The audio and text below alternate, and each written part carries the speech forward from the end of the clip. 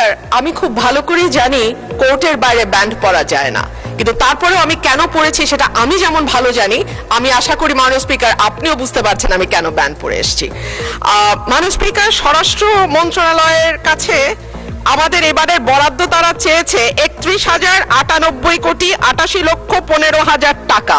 মাননীয় স্পিকার, আমি একটু বিনীতভাবে কয়েকটা পরিসংখ্যানের দিকে আপনাদের দৃষ্টি আকর্ষণ করি।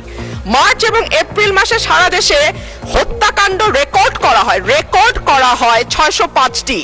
অন্যান্য অপরাধ একই সময় 294টি ছিনতাই, 90টি ডাকাতি, 196টি অপহরণ, 2214টি চুরির ঘটনা, 129টি পুলিশের আক্রান্ত হবার ঘটনা ঘটেছে।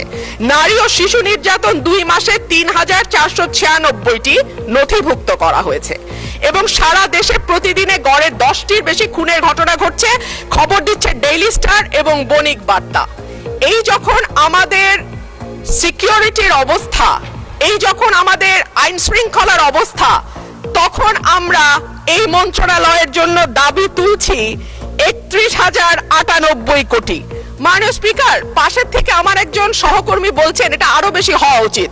সম্ভবত মাননীয় স্পিকার, পুরো বাজেটের সবটাই যদি স্বরাষ্ট্রমন্ত্রীকে দেয়া হয় বা এই মন্ত্রণালয়ে বরাদ্দ দেওয়া হয়, মাননীয় সদস্য প্রস্তাবটা করেন, টাইম ইজ রানিং আপ। তারপরেও কতটুকু উন্নয়ন হবে এই মন্ত্রণালয়ের আমরা জানি না। স্বরাষ্ট্রমন্ত্রী যখন বক্তব্য দেন সারা দেশ মুগ্ধ হয়ে শুনে। মাননীয় স্পিকার, আমি একজন আইনের শিক্ষার্থী, আমিও ওনার ডিবেট মুগ্ধ হয়ে শুনি, কিন্তু ওনার এই মুগ্ধতা যদি উনি ওনার মন্ত্রণালয়ে ছড়িয়ে দিতে পারতেন এবং তার মন্ত্রণালয়ের কাজের মাধ্যমে, তাহলে আর এটি ছাঁটাই করে 1 টাকা করার প্রস্তাব আমি রাখতাম না।